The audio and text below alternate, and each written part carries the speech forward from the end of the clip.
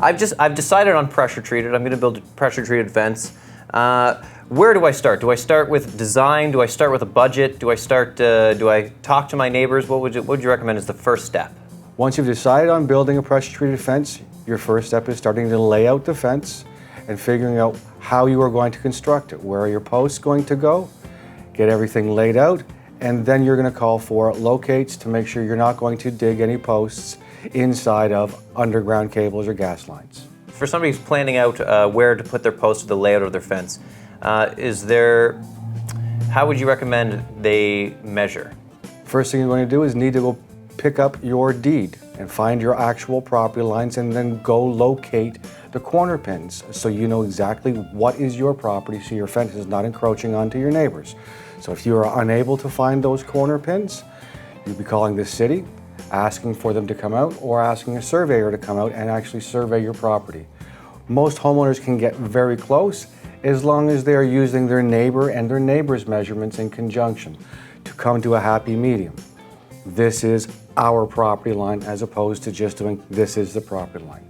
So you need to know exactly where the property line or the boundaries are so you do not encroach on your neighbor. Okay.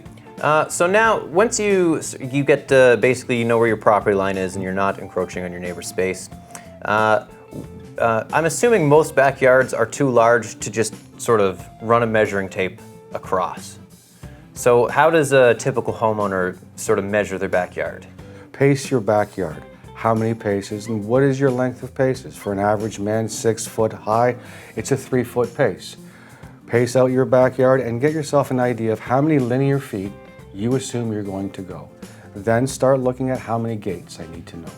You're trying to break down how many sections of fence you're going to have and how many different gates. So when you go to get your final budget number, you have a very, very true idea of what the cost is going to be. So you talk about sections. Most fences, I understand, are in 8 foot sections. Yes. Is that because of any kind of building code, or is that, what's the reason for an 8 foot section? It's really for structural stability.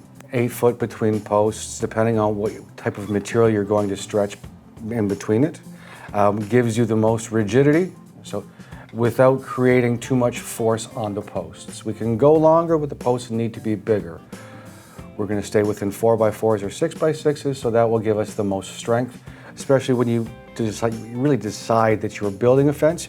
You're creating a sail in your backyard. This is a great big sail. We need to stop the wind and make sure that the fence doesn't blow over. So once you have an idea of how many sections that you need, is that sort of when you can really start to design your fence, start to pick the accent elements, like how high your posts are going to be, or is that, what stage would that come? The height of your post is going to be really determined by the municipality. Most municipalities allow for a 6 foot fence, 6'6" fence. If you're in the country, sometimes they'll allow higher. It also depends on the grading of your neighbors. If your neighbor's property is far higher, they will allow a little bit of leeway. But absolutely, at this time is now you get to decide what your fence is going to look like and how do you want to build it. It's really setting down the framework. So when it comes time to construction, you're ready to go.